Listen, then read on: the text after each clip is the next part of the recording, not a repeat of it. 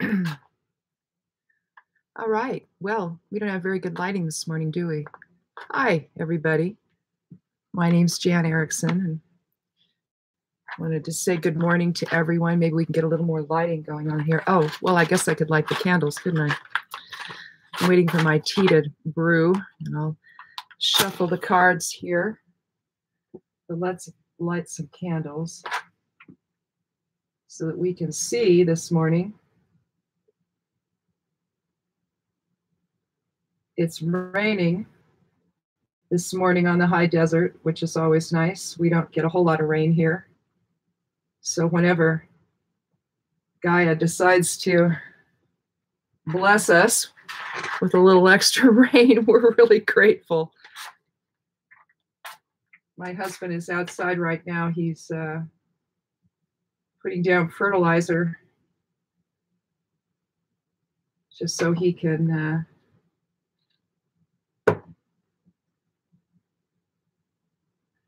so he's assured that it gets into the ground really evenly. Likes to do it when it rains. Well, that's not working, is it?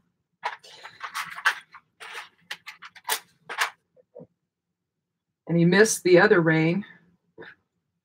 So that we had. Yeah, we had like one other rain. Anyway, we don't have a lot here. It's real dry. We're at about 3,000 feet above sea level, and let's see. Oh yeah, you can see that pretty well. Okay, so it's fine. Well, anyway, good morning, everyone. It's Wednesday. And it is, what is it, May 16th or some such thing? Yeah, we're in the middle of May. I like May. My mother was born in May. She was born on May 8th. Our wedding anniversary is on May 5th. So May's always a fun month. May is a time for the flowers to come up if you don't live here. Because here it's questionable. You know, we still have frost, and so we went ahead and put out some tomatoes in the dome.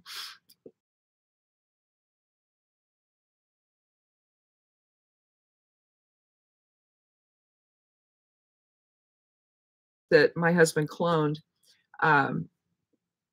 Those are still out in the greenhouse, and so they'll be real nice when we put them in. But I'm probably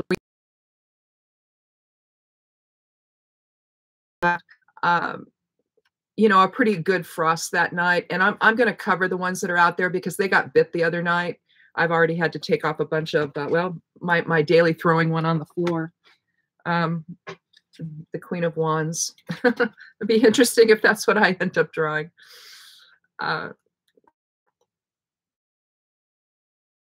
There's it's tradition or just some people do this, but if you drop a card on the floor, then that's your card. It means, you know, Goddess wants you to know something. So the Queen of Wands, you know, we'll think about that maybe in a little bit. We'll see what happens here.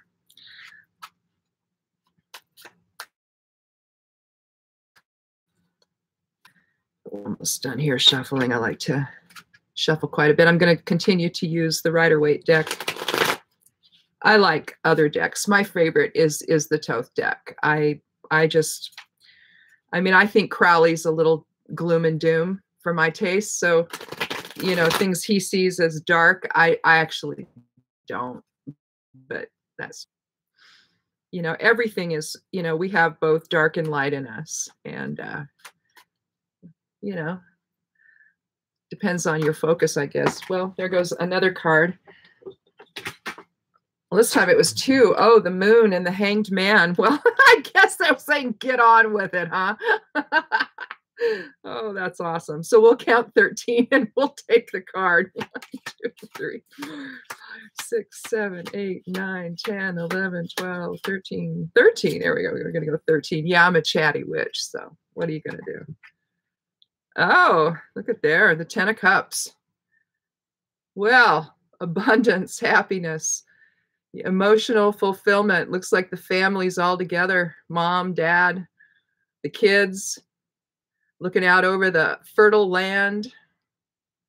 10 is 10 numerologically is 1 actually, and it's you always reduce down to the lowest number in it. So if you had, say, a 14, that would add to 5. 1 and 4 is 5, for example. So 1 and 0 is 1, and it means new beginnings, kind of starting over. So here, and I guess it can also mean maybe everything's come to fruition. So anyway, we've got the 10 of Cups. So let's see what my little tarot grimoire says about the 10 of Cups in case I forgot something here.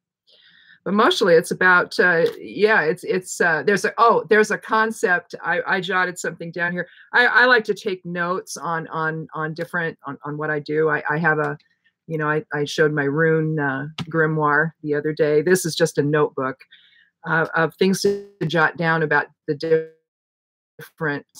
And there's a thing in the Course in Miracles. If you don't know what that is, that's a channeled text. In a way, it's kind of automatic writing what she did. These were educators in the psych department. I think at Columbia School of Medicine or Psychiatry, or I'm not sure. I think it was Columbia, but I'm not sure. I'd have to check that to be sure. Anyway, it's a once you see it and you know about it, you kind of have to do it.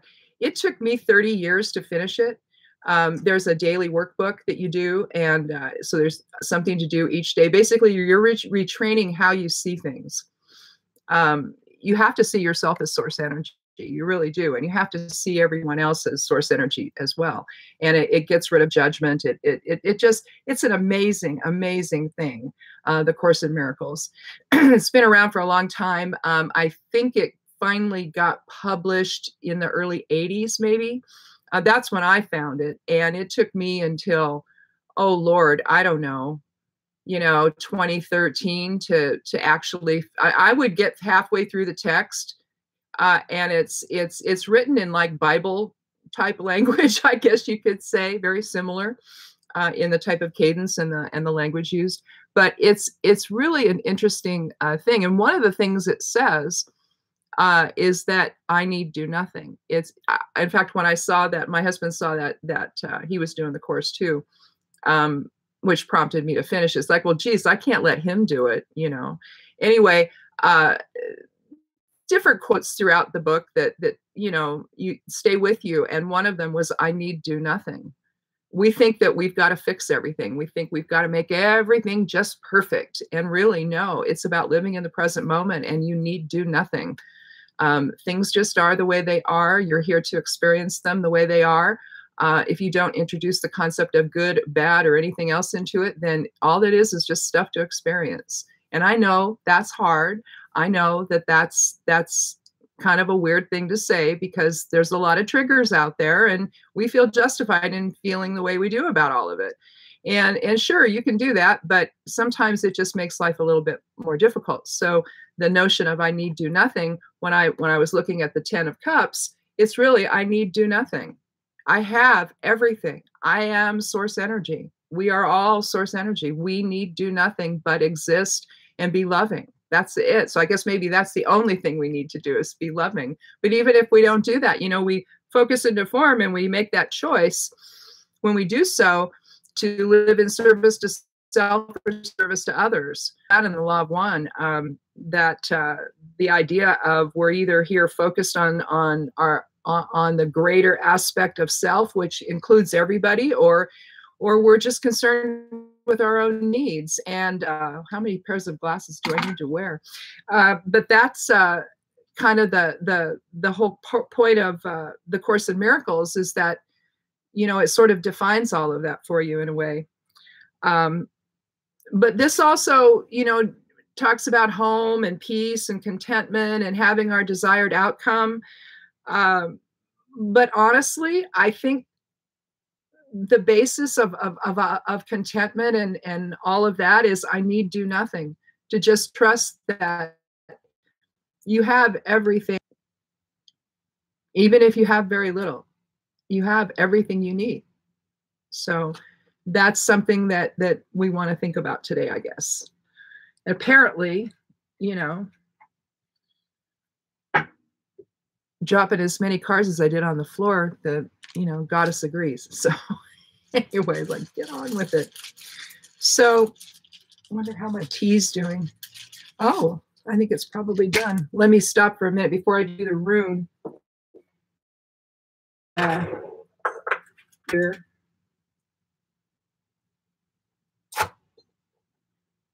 I like to do an herbal tea in the morning, cleanse things from the night before. Actually, I ate ice cream yesterday, so I have to behave. So, all right, we've got the 10 of Cups, and now what did I do with my rune bag? There it is. All right, now I'm going to take a rune. I like runes. I've been doing runes for, gosh, well, I'm into sigil magic and rune magic, so I like, working with planetary seals and sigils and things, and I just find that there's power there. It's a tremendous focus, and combining runes together, you take the energies of each rune and they come together in a magical sigil that you can then use as a focus.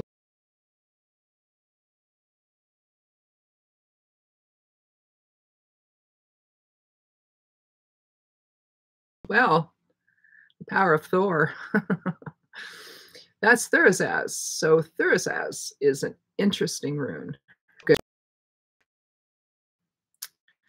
It's in the shape of hammer. I'll butcher the name, Molnir.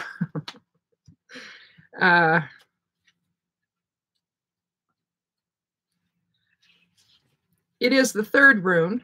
It's considered the thorn. Defense is attack, is a measure of attack. It's catalytic. It's fire, or it doesn't have any. I've seen it listed both in different discussions on runes. Some say this is a fire rune. Some say it doesn't have a. The first three supposedly is questionable. I mean, Uru sort of is a water rune. It shapes, it manifests, so it's water. And I think Fehu is listed as both fire and earth. That's the first one. But here we have fire. And it represents, breaking through.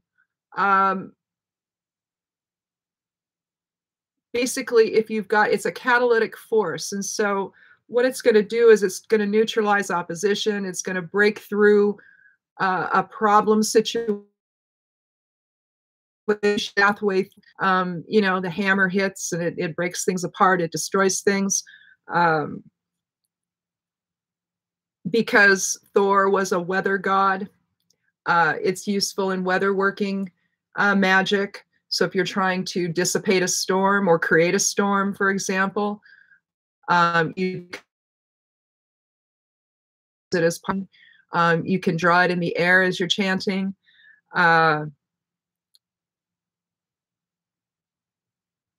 Basically, it's to push the issue in anything.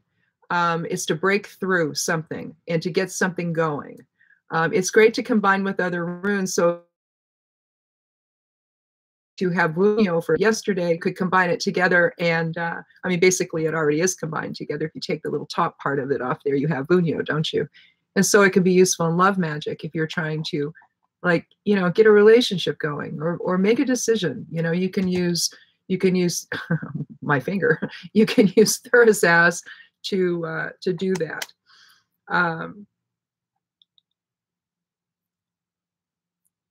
It can stop out of control circumstances.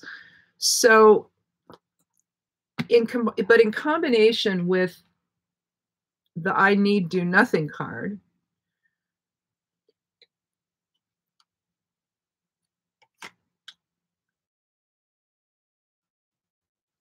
it would all of the things that we think we need to accomplish in life, all the things we need to do, all the things that we need to change. Maybe what we need to change most is the self and our perceptions that we need to actually do any of that.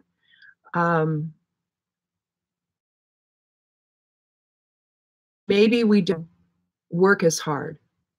Maybe the I need do nothing. Um, it reminds me of if you've ever seen a biowave, it's that whole biowave thing. Uh, you can see how your mood goes up and down. Uh, a lot of the time, I like this system called human design, and I'm a generator type, and what it says for generator types is we're supposed to wait to respond. And so one of the things that also has us do to avoid frustration, because that's our theme of our not self, is don't do anything in the peaks and the valley of those waves. So you want it. So Thursaz would today, I think, would be the catalyst within to learn that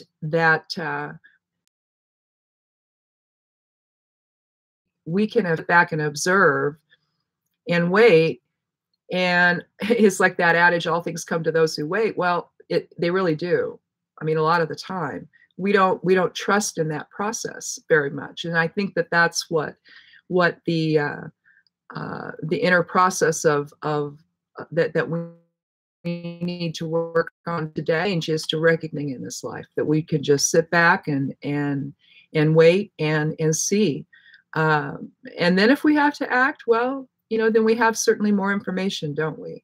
But we really do have more than we know.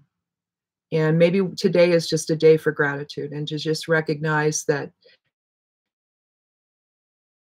we actually do nothing to be happy. We just need to be happy. So anyway, have a lovely Wednesday. It kind of sounds like the rain is lessening up, so maybe I can get outside and open up my greenhouse. Anyway, have a lovely day, and blessed be.